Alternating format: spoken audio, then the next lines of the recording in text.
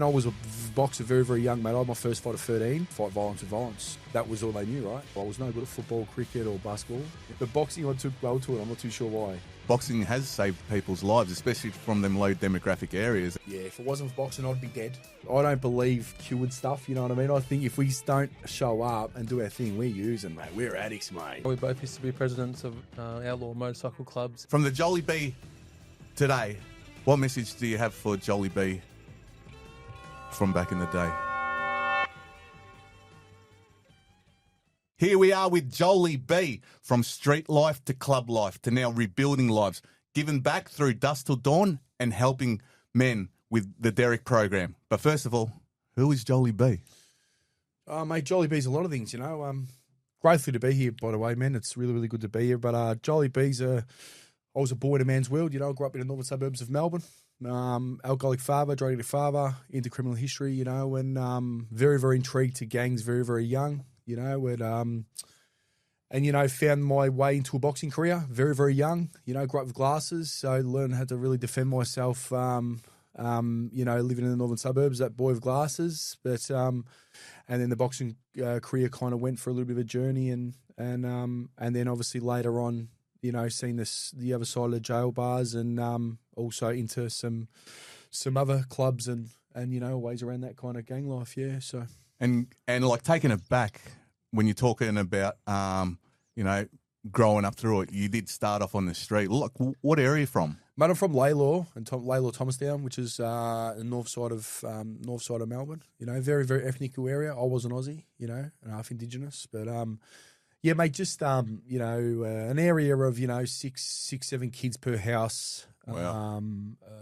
You know, that kind of, you know, the ethnic kind of way where the mum and dad really know what was going on, but the kids are running the ball up. You know what I mean? So, but very, very Arabic, very Islander, very Macedonian, Greek, Italian, and you know, yes, Aussies were like The minority. Yeah, we were the trailer trash, you know what I mean? So what was it like, as in, like, actually being the minority in that street life? Yeah, it was very, very different, you know, like there was a couple of Aussies, not many. I just kind of learnt the language, you know, and kind of went on with it. But I like I said, I grew up with glasses, so I had a chip on my shoulder already. And my mom and very taught me violence very, very young. How to strike, you know, hit first, talk later kind of thing. So that kind of got me through. And I was a boxer very, very young, mate. I had my first fight at 13. So I built like a little reputation up around the northern suburbs, you know. Yeah. So you had that rep in the area, you know, the boxer, you know.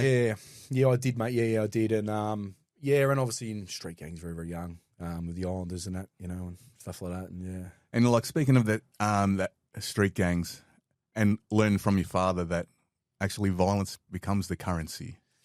Yeah. How did that like? How was that exchange like? Because, you know, as a young lad, like the troubled youth, and I know that's something close to your heart, troubled youth, but how does that violence, you know, the currency of violence, you know, have that impact that leads kids down the wrong path? Yeah, you fight violence with violence, right? This is what I got taught from my uncles, and you get the women of the area, let's be honest, you know what I mean? So you would not only have a great little reputation and people wanted to know you and the currency, you'd get the best looking bird of the area, you know, because you could fight and you know what I mean, stuff like that. And you'd have a lot of backslappers. But then, you know, on the other side of the coin, you'd have a lot of older people grooming us, and you know, because you could hold them and you had a bit of a dash about yourself, you know. And you know, so that currency, what I thought for a long, long time was priceless and great, it ended up leading me kind of down some real dark rabbit holes, mate, you know what I mean? And yeah, it's not probably until 10 years ago my father realised that wasn't really the way, you know. Yeah. But yeah. So he had a life-changing moment as well. He did. I don't know where that was, but he did. Yeah.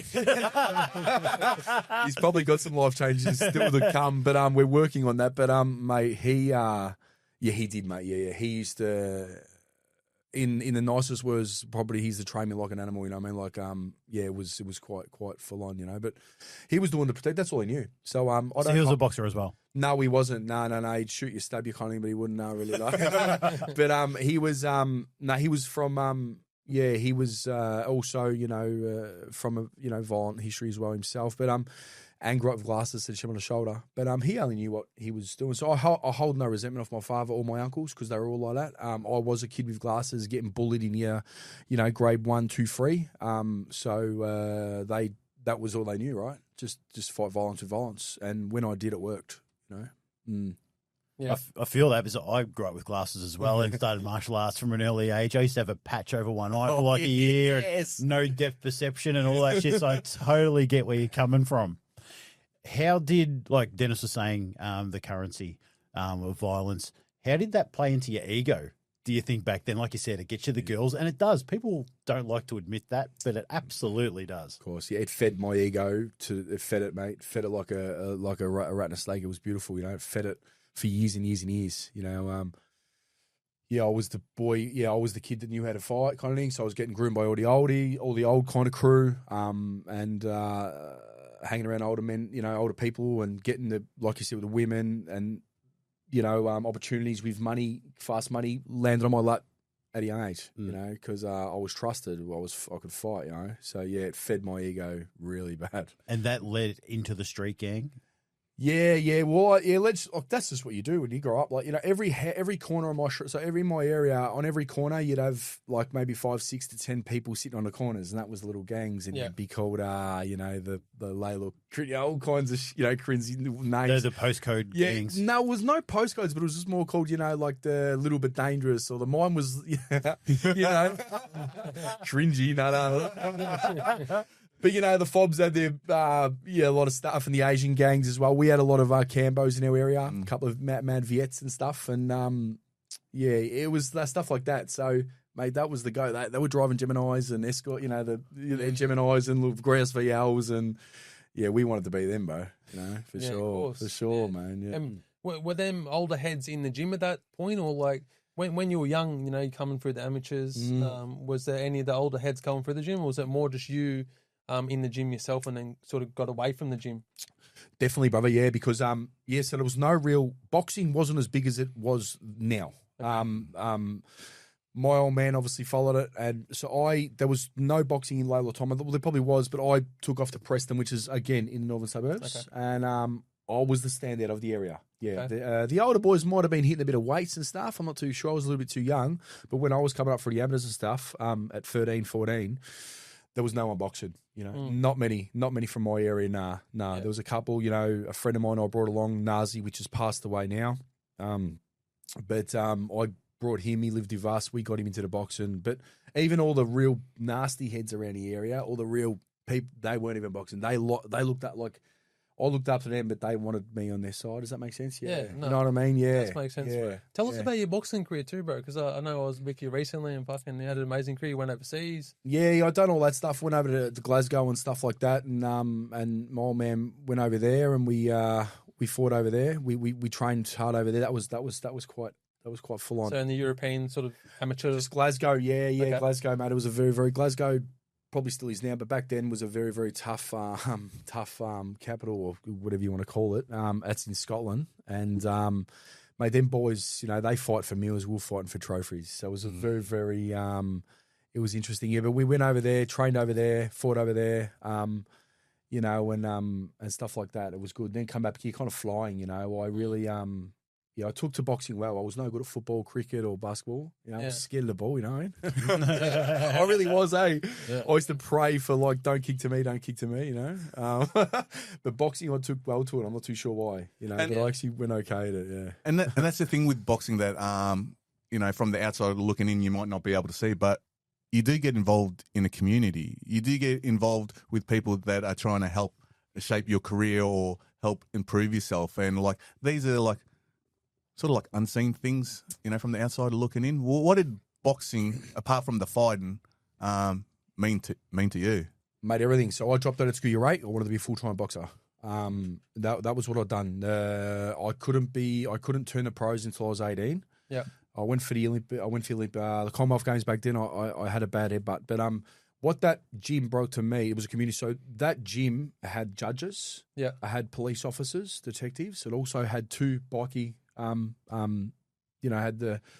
two certain different bikie clubs, and had some old school gangsters, and everyone leave their patch at the door. Like everyone left their ego at the door. It was amazing to watch, and I learned that as a kid. Like so.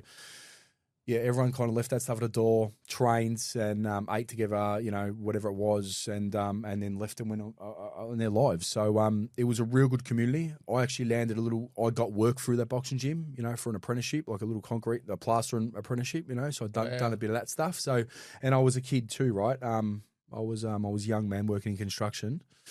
So it was a place of connection. Like it was a really place of connection. Definitely was. And that's the thing. It's like, as a young age, that's and how we are now. That's networking. Networking.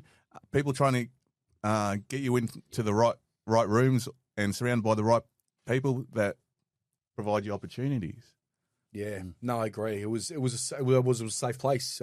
We had 2 different clubs down there, and I was a boy, like I said. But these some pretty hectic clubs, and then a judge and a coppers and mate, and everyone was okay with it. It was really neutral ground. It was a beautiful thing to watch. Yeah. What year was this? Because hearing that, it's like because I remember back in the day in the 90s, there was a lot of youth centres around, like in boxing gyms, but.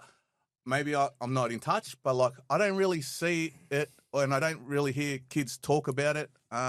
What's your experience? So that was the same thing. So it was a PCYC, so it was a police involvement gym as well. This is probably the year of 2001, 2002, 2003. So it was just after them late 90s, and it was heavy involvement with the police as far as funding. I'm not too sure what it meant, but it was a little scandal. But a lot of gyms around my area were like that. PCYCs, I don't know if they're around anymore. Funny enough, you say that, Dennis, because me and Wade walked into the police station the other day, right? The Preston cop shop. Oh, whoa. Turn the cameras off. Turn the cameras off. It takes off. We asked for the... No comment. Right? It was funny because we walked in there and we asked for the youth worker. And we spoke to her. She come out. Mm-hmm. And we went into the interview room, not in handcuffs this time, you know what I mean? But and I straight away laid on the table. I said, "Listen, what you're going to find is this, and this. I'm Joel Brown. You're going to find a lot of stuff here." I said, just giving you a heads up. I'm going to leave no stone unturned. I'm definitely all lived experience." Mm-hmm. And we had a yarn what she does with the youth around Preston, Heidelberg. That's my area. I mean, she was great, man. She was great. She goes, "What do you want to see?" I said, "I would love to see." Like I said, because it was my boxing gym just down 40 hours down the road from this jack shop.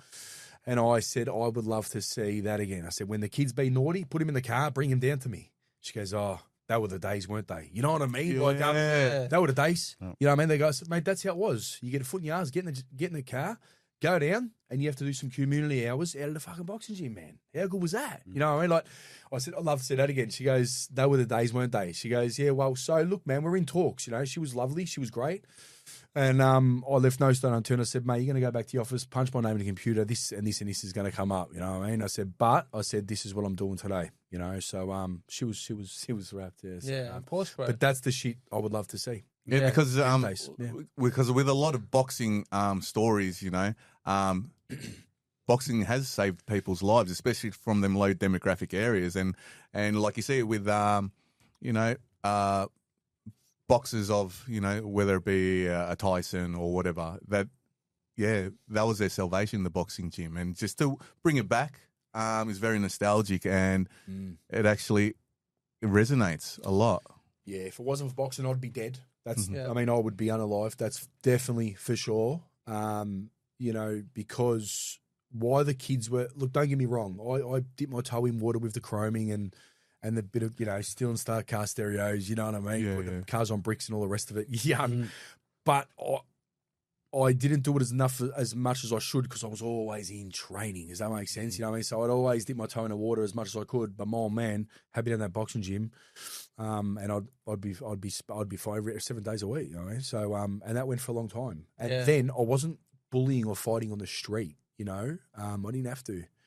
So it definitely saved my life. On the other side of the coin, I had some backslappers and I had some people wanting to throw opportunities at me as well. So and I took them. So yeah, no, I definitely think it's if it's channeled right, I think it's a very, very powerful, fighting game's a very, very powerful sport. Yeah, because it is a safe place, bro. You know what I mean? And there's a lot of like youth crime at the moment out in the street in Victoria. You see in the news fucking daily. Kids running around with machetes, knives, fucking breaking into the house, kicking doors in. That's why I really like our event that's coming up, bro, on the 28th of March at Lorimer Cricket Club. Yes. 10 a.m. to 5 p.m. We're actually going to have a boxing ring in there. Yeah. Can you tell me a little bit about that safe place and a little bit about it, bro? So Lorimer Doreen's it's a new estate. It's in the north of Melbourne. It's kind of backs onto kind of, you swing around, you got St Mernday, you got Wollert, Broady, so it's in the mix. It's in the mix of things, you know what I mean? New families, but a lot of trouble youth there at the moment. And I tried to get a couple of venues up out my area, which is Preston, West Heidelberg. It just didn't suit, but this one suits. We're setting up a boxing ring there, a little 3x3. Says nowhere to run. Nowhere to hide. Right, there's nowhere to hide. And, mate, I think because fighting the good fight, look, even if you're with drug and alcohol, you're in mental health, you're battling cancer. We've got a bloke that really is battling cancer, and he's battling, like, you're fighting the good fight on the daily. I drove down to here today. I'm fighting the good fight, because this is what I need to do today, this stuff. And so we're doing that, yeah. And what we're doing is we're creating a safe place for those that brothers and sisters in addiction, in a bit of mental health, single dads, youth, even families that are in got a kid or got a relative that's struggling with addiction. Come down, pick our brains, get amongst it. There's heaps of services there. Yeah. And on the other side of the coin, job opportunities, because that's where it's at. And we spoke about that, Dennis, the other day, and I think that's very important. Speaking of that, like, from the street life to club life, most people don't make it out. A lot of them spend their lives in jail or get buried. Like, what was your, like, and their life's very attractive, but, like, how did you, or what was that moment when it's like, hey, fucking, I'm going to choose my family?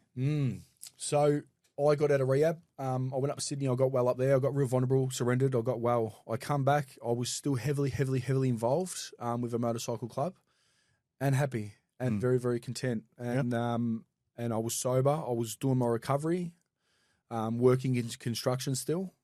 I had a light bulb moment. Listen, I think God's put me on this planet to do a little bit more and give back a bit because I've just taken a lot, and so I started my journey in that. And I sat down with my club and they're all aware of my journey. They backed me to the Hilton, even when I was, even when I was in recovery. They actually helped me get up to the rehab. I got well and they shook my hand and said, mate, love you and we're proud of you doing what you're doing. I mean, I was quite surprised. Yes, I was. But I wasn't really because I've had the backing with them since day dot, that even, they've always tried to help me get off the gear and stuff like that. So, yeah, so my light bulb moment was, so two things, I'm clean off drugs and alcohol, so I can preach that to you.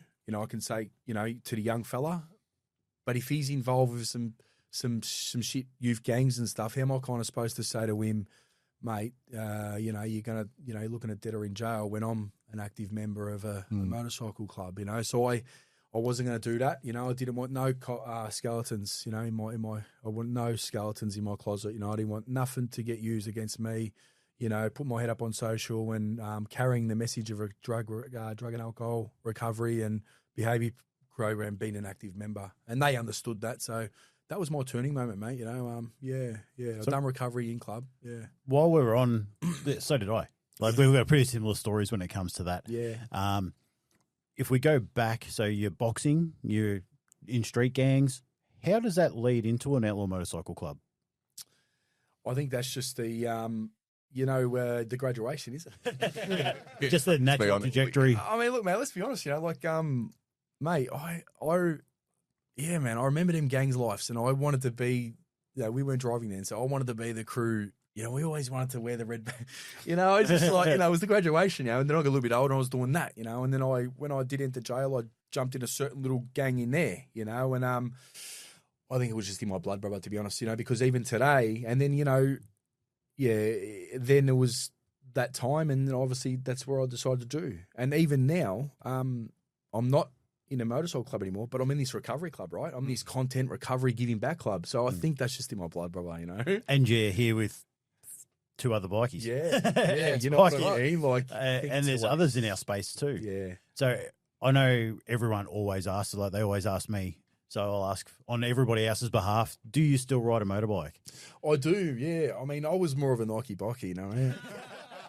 Let's go. I'd be driving the Lambos, bros. No. So, like, I've got a couple of bikes. I just sit there. No, I do, man. Look, I've got I do got a bike. I've got a V-Rod, big 26 front ends. Yeah, no, I do. I don't ride it like I should, but I never was a big rider. You know, I'd catch planes kind of, you know. I always get in trouble. Mate, if I'm riding, I'd always pull the spark plug out and say my bike was broken or something. I really would, you know what I mean? But nah, man, I still got a bike. Yeah, I do. Yeah, I do. I got a bike. I've never really thoroughly really enjoyed riding, you know, even through and through. But I don't mind an air ride, you know, here to Chapel Street or something, you know. Here to the beach, you know. Yeah, it's always been me, brother. Yeah, but I do still got a bike. Yeah. So what's in the future now? Now, mate. So we're you know, day to time. First things first, my recovery is massive. I got to do what I got to do for Jolie B, and that's stay clean and sober. And I do my meditation, my prayer every day. Otherwise, I won't make it today. You know. Yeah. What do you call that, brother? I like what you call it. What's that? Doing the drill? The drill. Drill, baby. Doing the drill, mate. Do that drill, man. I heard you having a talk to Gaz right about that at the event. Actually, man. Take us through that. That's cool. Yeah. So no, me and Gaz got having a yarn, and we'll get into kind of bouncing a couple of things off each other. And I said to Gaz, he said to me, he goes, can you honestly say that you would never use drugs and alcohol ever again? I said, no fucking way. I said, I'll use when I leave here, brother, you know? Yep. You know what I mean? I said, mate, if I don't do the drill, if I don't do my drill, Jolly B's drill, however, mine's, you know, my prayer, my meditation, my Ring, my sponsor, Ring Fellowship, and you guys are fellowship, you just don't know it, you know, like Ring positive connection. And then kind of, you know, thank my understanding of my God every single day. Before I go to bed, like, mate, that was grouse, thank you heaps, in my own language. I'll go use. And I said to Gaz, I said, what about you? You know, he goes, nah, like, kind of, he's out of the woods. I said, so his drill's breathing, which is powerful as fuck, yeah? And I said, what happens if you stop breathing, Gaz? He goes, yeah, I'll probably use. I said, that's grouse. I really, really respected the lad after that, eh? You know, I really did, because I don't believe cured stuff, you know what I mean? I think if we don't show up and do our thing, we're using, mate. We're addicts, mate. You know what I mean? Like, you know, and he went up a level in my book. It was really good to see that that's his drill, and I respect that because it is powerful, that breathing shit. And he said, no, if I stop breathing, mate, I'll probably use. I said, yeah, no, I like that. You know what I mean? So that was good to hear. But yeah, my drill's everything. So that's my future. I've got to do that to show up, you know. That's the first in the front of my head. And then the future, man, is to keep building connection, keep giving back where I can, and hopefully, you know, get some events popping this year, and just build, man, just build dust till dawn, you know. You know, me and Wade are in, we're in talk, you know, we've got our own little thing going. We're two different people, of course. So not today, Derek is a Unreal program, a behaviour program change. He's going to really tap into some corporate stuff this year because I work really well, and I am his drug and alcohol advocate. So anybody that comes through a thing, I intervene. At About Time for Justice, we support and advocate for survivors of institutional child SA, people who have struggled with bad mental health, drug and alcohol addiction. We set up this organisation with the compensation money I received for going through the trauma. This is for anybody who went through any schools, private, public boarding, any churches or church-run organisations, any foster care systems, any ward of the state under the age of 18. We also help survivors who have bad mental health or illness or who have physical injuries look at potentially claiming on their superannuation. Please reach out if you want to have your own. Now, I'm sure everybody out there is asking as well, what the hell does Not Today, Derek? What does it mean? So, do you want to take everyone through that? I will. And I suppose it's my journey to tell, but Not Today, Derek. So, you know, Derek stands for, you know, don't even realise ego kills, you know. So it's not a person. It's not a direct, you know, insult in anybody out there named Derek, you know, and we had to have that yarn and stuff, but it's not that. The Derek's just you know, that Dennis, you would know, going through drug, you know, white bird and blackbird, you know, that thing, you know, so you get your white bird on that shoulder, blackbird on that shoulder, and the blackbird wants you to get back into the bikies, do bulk crime, do bulky, fucking, you know, cheat, lie, steal, you know, rob, fucking whatever it is. But our white bird obviously does what we're doing today. So the Derek's our blackbird. You know, so we wake up and hit the snooze button, and we hit the snooze button, and we, you know, we lay there, and then we kind of get up. We spill coffee in our pants. We're late to work. The kids are doing their head in. You know, when we get home, we don't take them to the park. We're kind of catching up on what we didn't do. You know, because we hit the snooze button. You know, but it all can really just, you know, on a our better version of ourselves is we don't hit the snooze button. We get to the gym. We're early to work. Our boss wants to know us a bit more, you know, and stuff like that. We get home, we take the kids to the park or the pools or whatever it is, you know, or do a bit of training, you know. So, yeah, to Derek, you know, what you say, you know, when a bad thought comes in, we say, not today, Derek, you know, you're not getting us today, you know. So, yeah, it's good. Are you still boxing now? Yeah, I still do. Yeah, I do a bit of wrestling now. Oh, wrestling? Yeah, I do, man. Yeah, I was always off it. I was always a boxer through and through. You know, I hated kickboxing, I hated wrestling. You know, ego stuff like, nah, us boxers know it all. Boxers always used to say, I know. Whenever I used to say I did kickboxing, kicking's for horses. Yeah, like That's used to very drill old me. school. Yeah, Like, isn't it? Yeah. Everything I'd say back, yeah, watch that lead leg, mate. Yeah, mate, dangerous. But, mate, I used to love fighting kickboxers because their hands would be up and I'd just come straight up the middle. It was beautiful, you know what I mean? Yeah. And, but nah, man, now, like having an open mind due to this recovery, because today, I've got to be honest, open mindedness or willingness. Today, having an open mind, I've started this wrestling MMA stuff, mate. It's so good for my recovery because now I've got to learn to be uncomfortable, you know, so I've got to get comfortable for being uncomfortable. So I'm very, very claustrophobic. So someone gets me in a pretzel, man, I'm fucking tapping out like that. You know what I mean? Like, Yeah. you know, so so now I'm learning to, like, you know, if someone's got me in a fucking pretzel, I'm learning to breathe through it. Okay, how can we get out of this? You know, so it's really good for my recovery. It's like life recovery, you know what I mean? 100%. And I brought this up before, like whether it become cage fighting, BJJ or boxing, you're constantly making calculations with your own mind on what life throws at you, and you start to understand your internal on how you react to certain situations. Yeah. You know, do you maintain composure? And it reflects, like, you could be on social media and someone, a hater jumps in and, like, if you're unable to regulate your emotions, you're on the front foot trying to clap back. But, yeah, those things that, you know, you just talked about, you know, the fighting and boxing, it really resonates. And what you were saying before about doing the drill, I love that saying, by the way. You know, I think that's that saying can go off and it will do really well. But it's like, it's structure and discipline. Yeah. You know, and also just with when I reflect, when you were talking about the street life, the club life, and then you're talking about, you know, the recovery club. In a sense, it's connection, and what you're doing with your events, Dusk Till Dawn, the Derek program, and when you're talking about doing the boxing in your area, because I know you got your area, you know, you carry close to your heart. You're actually trying to raise your community rather than bring it down, and it's like the transformation story from war story to comeback story is amazing. And like, I've seen you just in this short amount of time from that time. What I noticed about you when we first had our dinner and you came along, Oh, yeah. and it was something that stood out for me.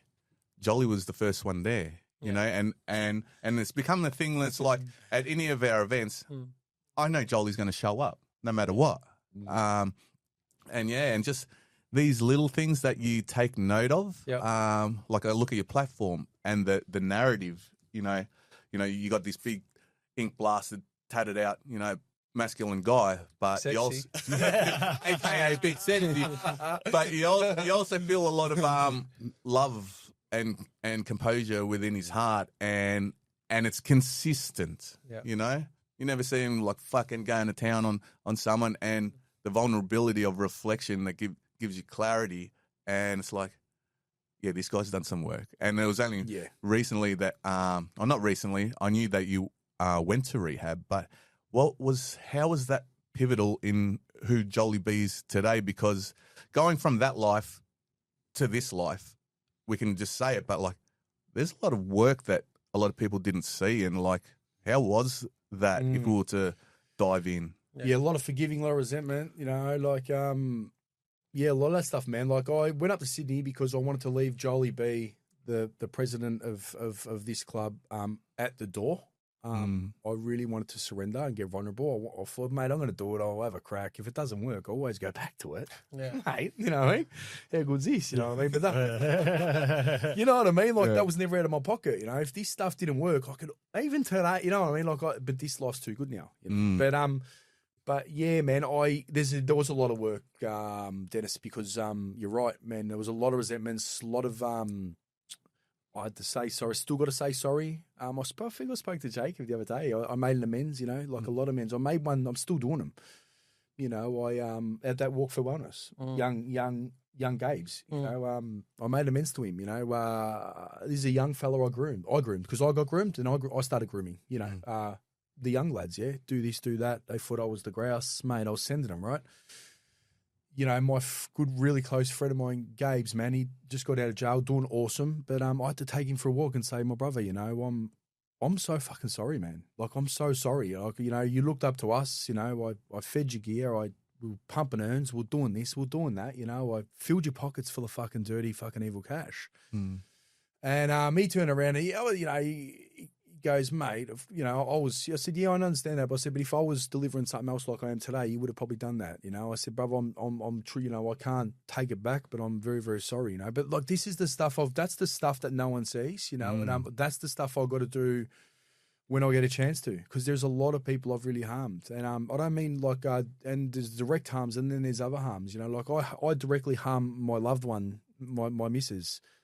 You know, and I thought that was my shallow self, just thinking I've harmed the kids, I've harmed her. Nah, bullshit, man. I've harmed her mum, her brothers, her dad. Like, you know what I mean? It really gets deeper. So that's the stuff. That's the internal work. That's how I've had that spiritual awakening. I don't know where it come, mate. I'll tell you where it come, actually. I clean and sober, as you know, Dennis. You can be clean and sober, but you can also be a dry drunk or a dry addict. You know, I just feel like saying, mate, have a fucking drink, would you? You're a miserable fucker, you know. But I didn't want to be that, so I was that at a rehab, whatever. I met my sponsor. I met him, arm robber, bank robber, Pentridge days, grouse. You know, the 19 years clean up. He's my sponsor, and I met him. I linked up with him, and he was spiritually fit. He was a spiritual gangster, you know. I just don't want to leave. It's gone. Can we just cap that in? See how I got your back? I said, I'm like, dang. You should have left it there, bus. And mate, he was a spiritual gangster. That's what I wanted to be. I wanted that. I wanted what he had, you know. So I just followed his suit, you know, and that's the stuff. But I still got to do it. Otherwise, I can also be a real nasty fucking bit of work, man. You know what I mean? Yeah, you have to, bro. Yeah, like you have to do that work. You know, like.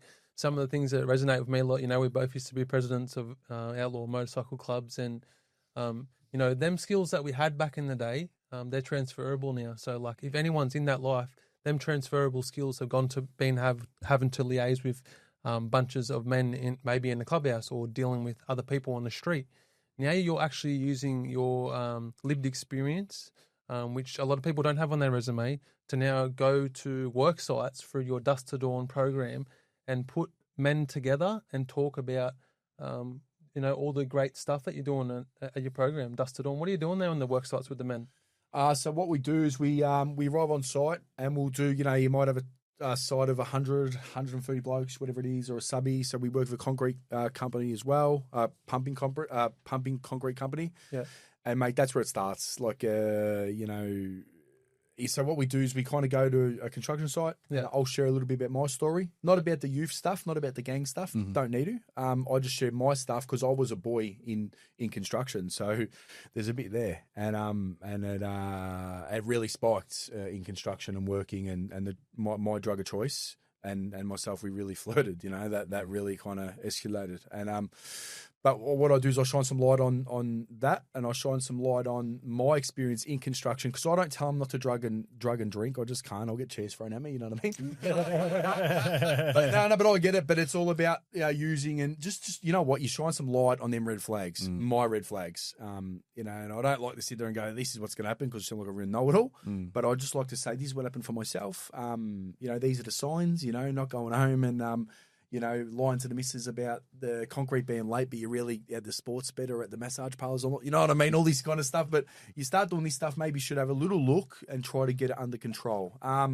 We leave flyers behind because I don't suspect no one's ever kind of they'll ask a couple of questions, but they won't kind of go, yeah, I'm pretty fucked, in front of 130 blokes and the bosses down. I ask the bosses to leave anyway. I always do. I always get the management and kick them out of the room, out of respect to the men, the brothers and sisters, these days, men and women. And we leave a thing that's got a little barcode on it, and you'll notice they'll, later on it will simmer. What I've said resonated, and they'll go, mate, maybe he's right. So they'll just reach out to me.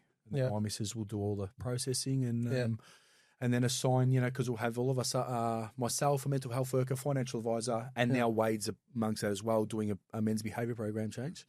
And so they'll just email. So that's what we do. So, so I just did the toolbox meeting. So, a 30-minute yarn on my experience. That's mad, bro. And, having that transferable skill, used to be a bikie, putting pieces together. Yeah. Has that been helpful for you, having it on your resume? Oh, wow, man. Yeah, it is. It's a priceless resume. Yeah, just diffusing. Someone called me something of that, like a chameleon. Yeah, whatever it is. You know what I mean? You can, because...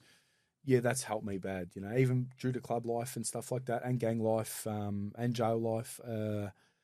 You wouldn't be always talking to a hard nut. You could be talking to a, it's really, really, you got to, not one answer suits all, not one glove suits all. So you kind of alter it and diffuse things. And it's been really, really, really handy. Yeah. So I don't regret none of that, Yeah. I don't know if it was me and you talking about it the other day, and we were saying, how there is transferable skills, and they're like, how do you talk to some of the people, do you get nervous talking to CEOs and stuff? I was like, I used to talk to some very, very scary people. Yeah. Talking to CEOs of other companies doesn't bother me at all these days, you know what I mean? It took all that away. Yeah. So there's a heap of transferable skills. Yeah, for sure, bro. Yeah, 100% there is. Yeah, it's been very handy. Yeah. So. I think that'll be really good for this upcoming event too, because we plan to have lived experience speakers. In between the lived experience speakers, we're going to have the boxing ring, where we're going to have amateur fights. No winner, no loser. Just a friendly, heavy sparring exhibitions, and we'll have a couple of them. Yeah, for sure. Really good. Yeah, and that's sort of one thing that we want to let these young people know, and people at the event, there is a safe place for fighting, and it's in a gym. It's in a controlled environment, not out in the streets where these kids are, harming each other, machetes, knives. We're also going to have your service down there and other speakers, people that want to get into recovery. There's going to be rehabs there. Yeah, a couple of rehab opportunities. A little football clinic. Yeah. It's kind of, it's I can say, so Dusty and that's going to come down and get amongst the Paula Courier. Remember Paula Courier from the Collingwood ex-football player? Yeah. Legend, good friend of mine. Yeah. He's going to come do a little football clinic, and hand pass it through the wall, whatever it is, whatever that thing is. You can tell I didn't like football. Whatever. So there might have been, there might have been something. There might have been something to that. So because when I went to the doctors, they couldn't believe that I did martial arts. And I was the same as you. I was scared of balls. I was like, please don't let the ball come to me. And it's because I had no depth perception. I couldn't catch the ball. Oh, wow, maybe. So that's what the doctor told me. He goes, the reason I run with that. I always thought I was stupid. I always just thought I was stupid. Same, bro. Apparently, just no depth perception. It's like that. I was actually catching butterflies. I was horrible at football. But, so we'll have a little football league clinic thing. Yeah. A couple of bouncing castles for the kids, face paint to keep them busy. Yeah. There's some parks around the area where we're doing it. Yeah. But like you said, Jacob, main thing is, teaching the boxing, and some mad lived experience speakers, feed. Yeah. And some good food and some just good connection and job opportunities, right? Yeah. So in construction, so we're going to have a little labour hiring company, massive labour hiring company, and traffic company, and they take on people. So, if you're listening and you go, I can't get a job because of my criminal record, don't stress on that, because we wouldn't put opportunities there that aren't reachable, because I am one in person, people with criminal history, and, I always struggled, but we're only going to put people there that can offer that service. So it's really good. It's important. So it's free entry. There's going to be some free food there. It's on the 28th of March, 10 a.m. to 5 p.m. Is it Doreen Cricket Club or Lorimer? Yeah, Lorimer Cricket Club, Sporting Club, or whatever you call it. It's a couple of grounds. It'd be good. Couple of good people, some photos with and stuff. And it'd be really grouse. Yeah, it'd be awesome. Knock around guys probably will all be there as well. Yeah, So yeah, I'll be there. Yeah, for Yeah. sure. No, it'd be good. Yeah, it'd be really good for connection. Like I said, mate, I've seen what you've done in Shep, and that was awesome. Yeah. I had to, so We're just and rolling on. Geelong, The so- flow-on effect, like About Time for Connection is what our event's called. Yeah. Fight the Good Fight. So we had that in, was it October last year? Yeah, We wasn't had it? End of last year. Yeah. end of last Yeah, year. yeah, it was, And then we had Troy's event. Yeah. And the amount of people that showed up to that event when it was raining, and sort of Geelong is an hour or so away from Melbourne CBD. I think it's going to be a really important day. Hopefully the rain fucking stays away. It's March, yeah, might be late, yeah. Nah, it'd be good, man. Yeah. We're looking forward to it, especially in the north. It's my passion. And I just noticed something. All right, so had the Cap Carter event, then the Shepparton event, Yes. then the Geelong event, Yes. and now this event. Yeah. It's just like, The Parliament, Canberra. oh yeah, the Parliament. Yeah. And it's just like one after the other, and it's just like, bang, it is. We're on tour. Yeah. and We're on it's tour. and it's just like what you're doing is you're building your community. You've got your community, Jacob. You've got your community, Troy, your community, my community. But it all intertwines into our community, Yeah. and it's like it's just amazing what you were doing. Like all of that combined, it is connection, and about time for connection. Yeah. You're like, you know, and it's like it's a beautiful thing this recovery, because you do find your tribe that matches your vibe, and yeah, just what you're doing is like I take my hat off to you. Yeah. But if I was to say something, from the Jolly Bee today, what message do you have for Jolly Bee from back in the day? Troubled you? Oh, so yeah, what would I say to the Jolly Bee at, probably 13, 14, 16? I would say be who you are. Me, I would say be that little boy with glasses, man. Stay that little boy with glasses catching butterflies, brother. That's okay, you know what I mean? And, if I was a little bit later on, I'd say surrender, man. Surrender. Surrender's not a weak word, Like, it's just not, man. I've got no surrender at the back of my neck. I think I need to go across that no, Because I started to get well when I started to surrender. And I don't mean surrender like in a really weak way. I mean surrender surrender to the program, your program. Surrender to, to the progress, man. It works if you work it, It really, really does. Like, and it's not cool. I mean, like, you can still be a spiritual gangster, you can look like we do, and be and selling recovery or doing your thing, like be a machine in the gym, be good to your mum and dad. You know what I mean? Like, mate, that's the real gangster. Yeah, be a for sure, bro. be a grouse like dad, mate. Right, man. Like, that's powerful. You know what I mean? Be a real good dad and a real good son or a real good brother.